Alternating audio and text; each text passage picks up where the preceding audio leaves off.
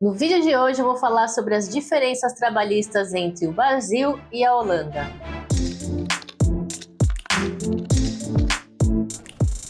Uma das coisas que eu tive bastante dificuldade quando eu mudei para cá foi entender as condições trabalhistas aqui da Holanda, as coisas que são mais específicas, o que é diferente, o que é igual. E eu me lembro que até em algum momento, no primeiro ano que eu estava aqui, eu cheguei a pesquisar a lei trabalhista e ler a lei trabalhista. E antes de vocês falarem que eu sou muito nerd para ler a lei trabalhista holandesa em holandês, saiba que eu usei o plugin do Chrome, então traduziu tudo para o português. E vi, assim, na lei muitas coisas parecidas com o Brasil, mas na prática, e essa acho que já é, assim, a primeira grande diferença, ou não sei se tão grande, assim, para falar a verdade, entre o Brasil e a Holanda, é que aqui, muita coisa você vai definir no contrato com o seu empregador. Então, aquela revisão trabalhista que a gente teve um tempo atrás no Brasil, que deu mais poder para o empregador, aqui já funciona dessa maneira. Então, muitas das coisas são acordadas entre o empregador e você no momento da contratação. Aqui também tem o sindicato fazendo aquele papel de fechar um acordo coletivo com os trabalhadores, o sindicato que é setorizado, né? E que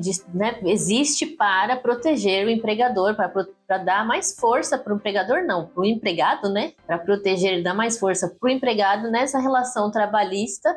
E também manter uma coerência, né, para os mercados, os setores, não haver uma discrepância que um faz uma coisa ou paga mais ou menos que o outro, manter uma certa harmonia, não sei qual é a palavra agora, me fugiu, mas enfim, vocês entenderam o que eu quis dizer. Então, muitas coisas estão, muitas das questões trabalhistas, da relação trabalhista que você vai ter com a empresa que você vai trabalhar aqui, vai estar definida no acordo coletivo, que aqui chama CAO, C-A-O. Então, quando você for trabalhar numa empresa aqui na Holanda, é interessante você descobrir em qual CAO, de qual sindicato que essa empresa faz parte, porque lá tem muita informação importante, muita coisa que é definida nesse CAO. Então, é bastante interessante você saber em qual que é o acordo coletivo que a sua empresa segue. Mas antes de eu continuar aqui nesse vídeo, eu queria dar um alerta, né? Que talvez eu vou falar aqui várias coisas e vai ter gente que vai chegar e dizer, mas a empresa que eu trabalho não é assim, é diferente, pipipi, popopó. Gente, tô falando do geralzão, né? E principalmente focado assim na cultura e nas empresas holandesas. É lógico, se você for trabalhar numa multinacional americana, numa multinacional de sei lá de onde, é lógico que essas empresas sempre vão trazer um pouco da cultura delas para cá, embora elas também se adaptem às leis e à cultura e às coisas daqui. Mas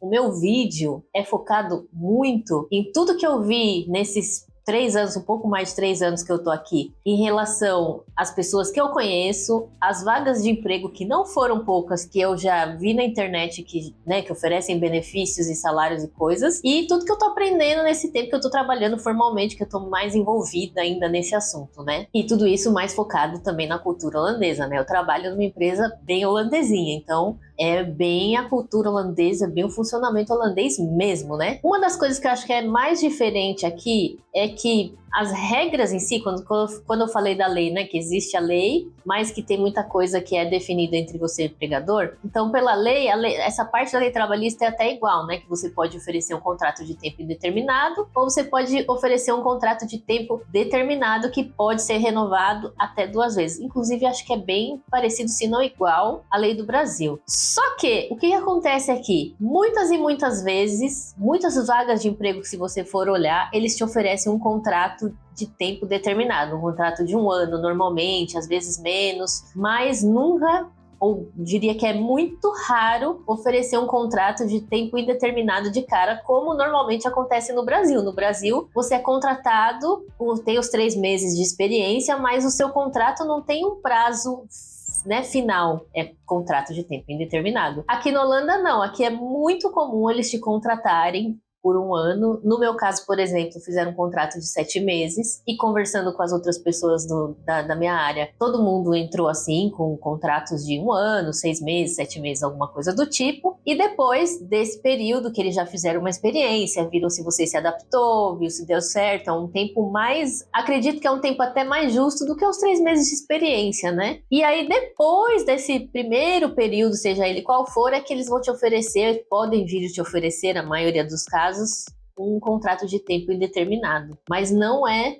comum entrar de cara numa empresa já com contrato de tempo indeterminado. Aí vamos entrar um pouco nos benefícios que eu acho bem interessante, assim, né? E Como sempre, eu vou discutir não só como é, mas o porquê. Vale alimentação, por exemplo, não tem. Por que que não tem? Porque aqui a cultura do almoço não é um almoço, né? Que nem a gente almoça comida, arroz, feijão, mistura, não sei o que. A gente come uma refeição completa. Eles não, eles fazem um lanchinho. E é um lanchinho rápido. Então tem muita empresa que nem tem uma hora de horário de almoço. Tem tipo meia hora de horário de almoço só. Porque para eles é o tempo para comer um pão com queijo, que é o que eles comem no almoço todo dia. Então não precisa ter tanto tempo de almoço na cabeça dos holandeses. E eles preferem muito mais fazer um almoço rápido de meia hora e sair meia hora mais cedo, entre aspas, não é que vai sair meia hora mais cedo por causa disso, mas ter mais produtividade saindo no horário do que fazer uma hora de almoço, que nem a gente faz no Brasil, que faz aquela uma hora de almoço, às vezes até estende, e depois perder produtividade. Eles são muito mais produtividade, enquanto tá ali dentro do trabalho, né? Vale transporte. Não necessariamente tem. Tem empresas que oferecem, então já vi vagas falando assim, coisas, por exemplo, a partir do 5º quilômetro a gente paga uma compensação que seria o vale transporte. E por que não necessariamente paga? Tem muita empresa que não paga. A empresa que eu trabalho, por exemplo, não paga. Por quê? Porque aqui as cidades são menores, em geral as pessoas não têm que viajar tanto para trabalhar e principalmente as pessoas têm um poder econômico um pouco melhor do que no Brasil. E o muito melhor que eu digo no Brasil, em muitas empresas, em muitos níveis hierárquicos, se não oferecer o vale transporte, a pessoa literalmente não tem dinheiro para ir trabalhar, não tem como chegar no trabalho. Então o vale transporte é uma coisa que é quase uma obrigação no Brasil, porque se você não der a condição do funcionário ir para a empresa trabalhar, como é que você vai ter o funcionário trabalhando, como é que ele vai trabalhar para você? Então é uma equação que não tem jeito, as empresas têm que pagar no Brasil pela própria realidade. Aqui não, eu, por exemplo, vou trabalhar de bicicleta todo dia, então meu custo com o transporte é realmente zero. Talvez se eu colocasse a manutenção da bicicleta, mas quanto custa a manutenção da bicicleta se eu mesmo que faço a manutenção, né? Então, o custo do transporte aqui muitas vezes é zero, porque muita gente vai trabalhar de bicicleta, tem, óbvio, gente que trabalha em outras cidades, coisas do tipo, aí eventualmente, né, a empresa pode ser que pague um vale-transporte, mas não é a coisa mais comum do mundo, não. Na verdade, é bem pouco comum, acredito eu. Plano de saúde pago pela empresa? Também não tem. Por que não tem? Porque aqui não tem saúde pública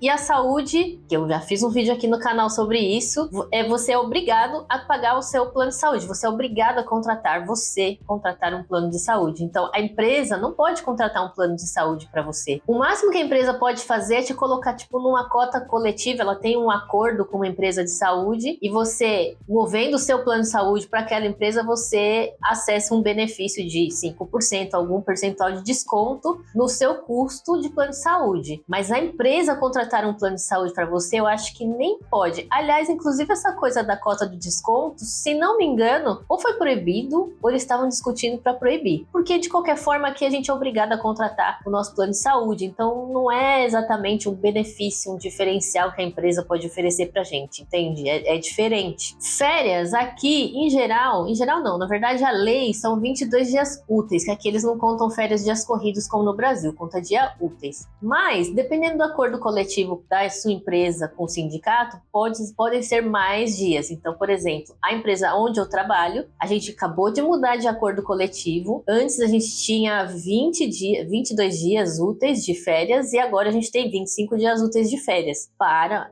um trabalho de tempo integral. Então, por isso que eu falo que é importante você ver sempre o acordo coletivo, porque por lei, é no mínimo os 22 dias úteis que tem que ser férias remuneradas. Mas pode ser que o acordo coletivo da empresa onde você trabalha ou vai trabalhar preveja alguma coisa diferente. Aliás, falando sobre as férias, aqui a gente não recebe o adiantamento de férias que a gente recebe no Brasil, né? No Brasil, quando você vai sair de férias, eles te pagam um salário adiantado, então acaba que você fica um mês e recebe 2 salários, no mês seguinte você não recebe nada.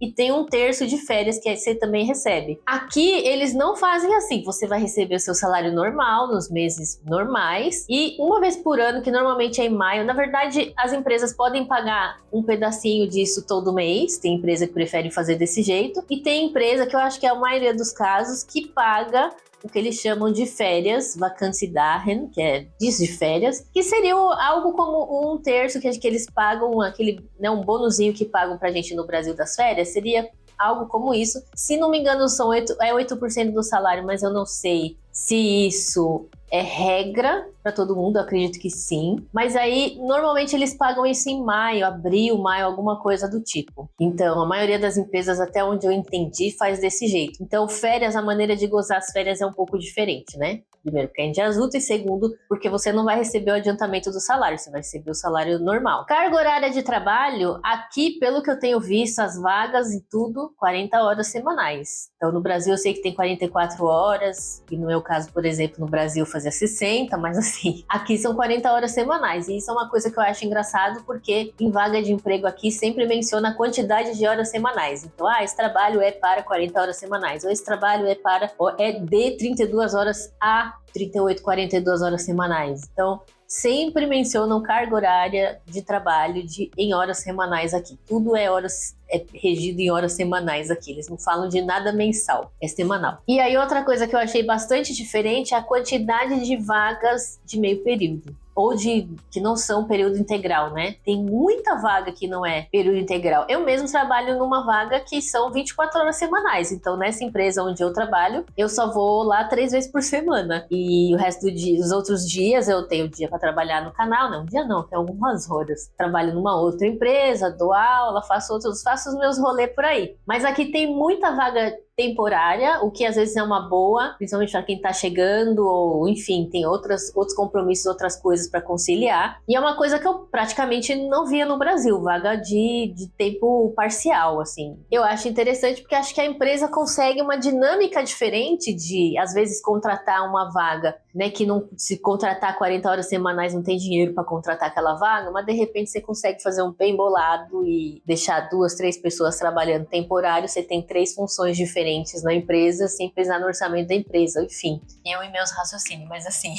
Mas enfim, aqui tem muita vaga de meio período, lógico, os benefícios, não os benefícios como as férias, por exemplo, né, você vai ter férias, eu, por exemplo, vou ter férias proporcionais, então eu vou ter algo, o meu contrato ainda não é um contrato de 7 meses, eu vou ter 8 dias de férias, então lógico que tem algumas coisinhas, né, se você trabalha meio período, algumas coisas vão ser meio também, né, meio salário, inclusive o salário, quando eles me fizeram a proposta, eles falaram assim, olha, o salário é de tanto para uma referência de 40 horas semanais. Eles não falam assim, por exemplo, o salário, vamos supor que o salário fosse 100 euros. Eles não falariam para mim assim, é 100 euros para 24 horas. Não, eles vão falar assim, são 200 euros para 40 horas semanais, mesmo que a minha carga horária combinada é menor. Eles sempre dão a referência na carga horária, tudo, como isso que eu tô dizendo, que tudo a referência é as 40 horas semanais. O meu contrato está lá, o salário é tanto, considerando uma carga horária de 40 horas. O INSS, a pensão, né, a previdência, na verdade, é uma coisa que eu tô assim ainda aprendendo, ainda tô pesquisando muito. Queria um dia trazer um vídeo só sobre isso, então não vou me alugar primeiro, porque eu não tenho a super informação. Segundo, porque acho que é uma coisa que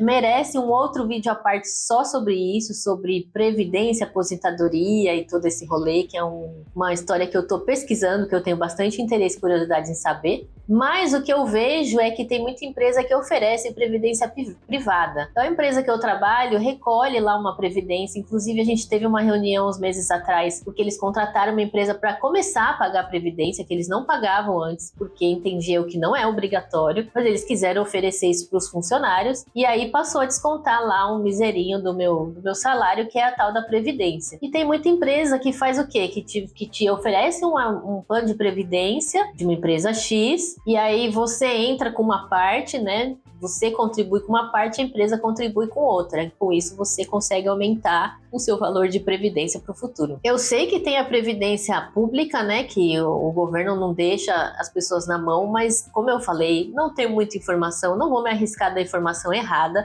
E quero realmente fazer um vídeo só sobre isso, então não vou me alongar mais sobre esse assunto. Mas vou te dizer que também é um pouco diferente aqui. FGTS também não tem. Não tem FGTS. É um dinheiro que o empregador paga, que fica na custódia do governo, e um dia quando você é demitido você vai acessar. Não tem. Não existe FGTS aqui na Holanda. Tem seguro-desemprego, então se você for demitido, você tem direito a receber o seguro-desemprego. Se não me engano, também são 4 meses, mas sei muito bem também que Holandinha de Deus não dá sem pedir nada. Então você recebe o seguro-desemprego, mas você tem que provar que você está se candidatando a vagas de emprego, que você está se mexendo, porque se você não provar que você está se candidatando a vagas de emprego, eles, corta seu seguro-desemprego. Aqui não é festa, não. Licença médica. Cara, essa parte que eu achei mais assim, ao mesmo tempo incrível, ao mesmo tempo eu não sei como funciona. Como funciona no sentido, né, como dá certo. Porque aqui, o médico do trabalho, ele não é funcionário da empresa. Toda empresa tem que estar filiada, ou na verdade cadastrada, no negócio que eles chamam de ARBO, que é o médico do trabalho, mas isso é uma clínica terceira que não tem um vínculo direto com a empresa. A empresa contrata essa clínica, então se eu ficar doente e precisar me afastar por um período longo de tempo, eu tenho que ir nesse tal desse ARBO, que a empresa vai dizer, o ARBO que a gente está cadastrado é tal. E esse ARBO, ele é totalmente independente, porque ele é fiscalizado pelo governo. Então, por exemplo, se tiver uma situação de burnout, que é uma coisa bem normalmente ligada às situações da empresa, e eu ficar afastada por burnout, e eu for nesse ARBO, ele me perguntar, Aline, o que aconteceu? Estou trabalhando demais, estou fazendo muitas horas extras,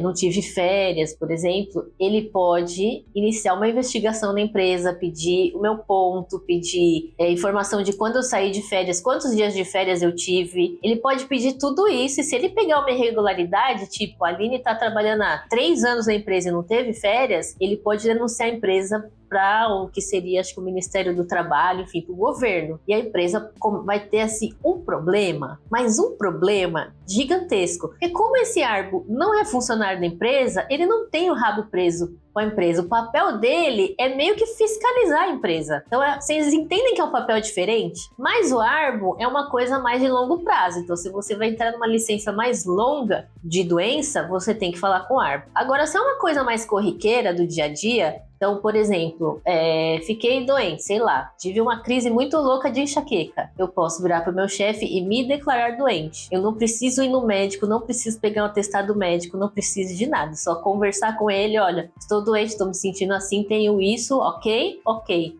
Eu me declaro doente para ele, meu chefe, e para o RH. E aí também é importante saber o acordo coletivo, porque tem alguns acordos coletivos que o primeiro dia que você fica doente, eles descontam o seu dia de trabalho. Se você ficar 2 dias doentes, aí eles nos descontam em nenhum dos dias. Então, essa coisa da licença médica é uma coisa que é muito definida no acordo coletivo. Então, por isso que é importante vocês olharem lá. Mas, em geral, você se declara doente. Diferente do Brasil, que a gente tem que passar no médico, pegar um atestado em geral, né? Aqui não, aqui você simplesmente conversa com o seu chefe. Então eu tenho uma amiga que estava muito estressada, cansada e não estava feliz e não estava se sentindo legal. Na minha visão, assim, ainda muito longe do burnout, mas para ela estava num burnout. Ela chegou para a chefe dela, conversou com a chefe dela, se declarou doente, pegou uma licença, acho que de mais de uma semana, 2 semanas ela pegou de licença. Então, ela se declara doente, não precisa ir num médico, num psiquiatra para testar que ela está doente e se afastar. Então aqui a coisa é um pouco mais de comum acordo com o empregador nesse sentido. 13º salário, como lei, não tem. Pode ser que a empresa ofereça alguma coisa para você. Como eu falei, às vezes uma empresa internacional tem essa política de distribuir um 13º, mas o que a gente recebe é o tal dos dias de férias. O 13º como tem no Brasil, entendi que não tem. Na minha empresa não vi nada desse movimento. E também meu namorado, também não vejo nada desse movimento de 13º, não. Então, entendi, não achei isso também em lugar nenhum. 13º, entendi que não tem. Reajuste salarial. Aqui o salário mínimo é ajustado 2 vezes no ano, em janeiro e em julho. Lógico que ele não vai aumentar 6% em cada vez, né? Se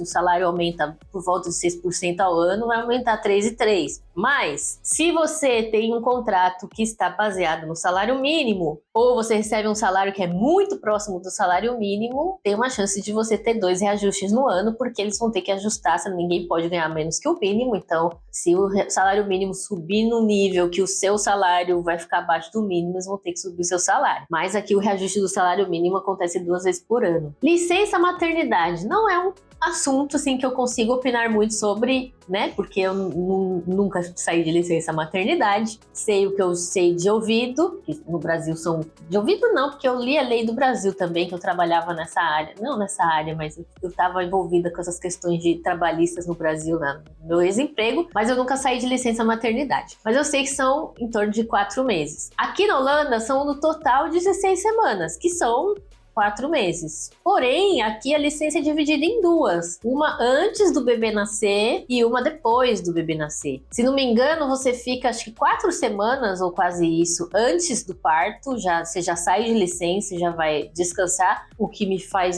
bastante sentido, porque eu sei que, né, acompanhando minhas amigas, eu sei que no final da gravidez é bem complicado. Imagino eu em um lugar, né, uma vida que a gente faz tudo de bicicleta, como pedalar com quase 9 meses de gestação. Tem como, né? Mas enfim. Então, eles dividem uma parte dessa licença antes do neném nascer e o resto da licença, né? As outras... Sou péssima em matemática.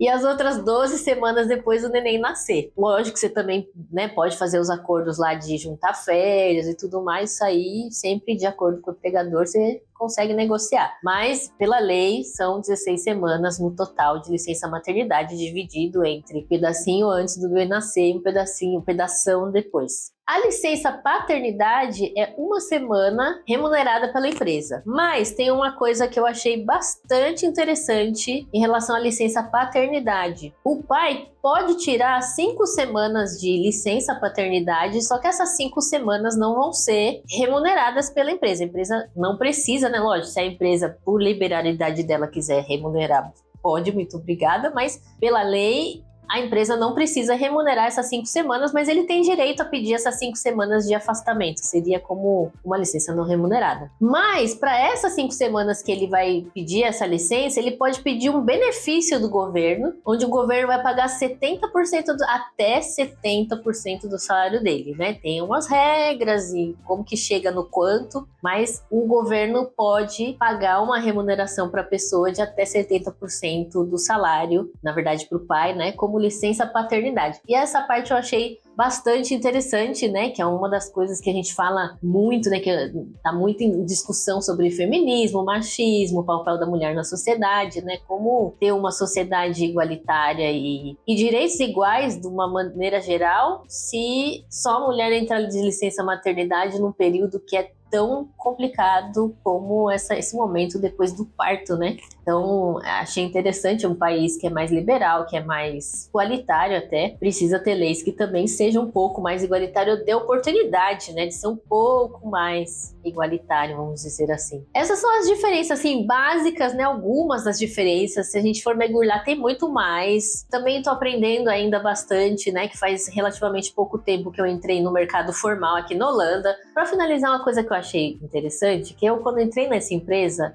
eu fiz tudo online, assinei o contrato online, mandei documento online, eu não tive que ir lá, esqueci de falar isso, inclusive, não tem exame médico, nem admissional, acho que nem periódico tem, porque se não tem admissional, por que vai ter periódico? Muito menos demissional, não tem nada disso, não passei por nada disso, então simplesmente fui lá, fiz uma entrevista e no mesmo dia já me fizeram uma proposta, fui para casa, estava a proposta no meu e-mail, aceitei, resolvemos tudo por e-mail, assinei tudo eletrônico e não precisei ir lá para nada, nem entregar documento, nada, absolutamente nada. Mas assim, se a gente, né, trouxesse algumas diferenças, se a gente for mergulhar vai ter muito mais coisas. Com o tempo vou descobrir mais coisas e vou trazer para vocês aqui no Instagram. A gente, né, vou sempre atualizando as coisas que eu vou descobrindo pelo caminho. Se tem outras coisas que você descobriu, que você que já mora aqui na Holanda já descobriu e já sabe que é diferente do Brasil, deixa aqui nos comentários para eu ver se eu já sabia disso ou se é algo que vai me adicionar e que também isso acaba ajudando outras pessoas. Se inscreve no canal se você ainda não está inscrito para você receber as atualizações, receber cada vez que chega um vídeo novo. E muito obrigada por me assistir.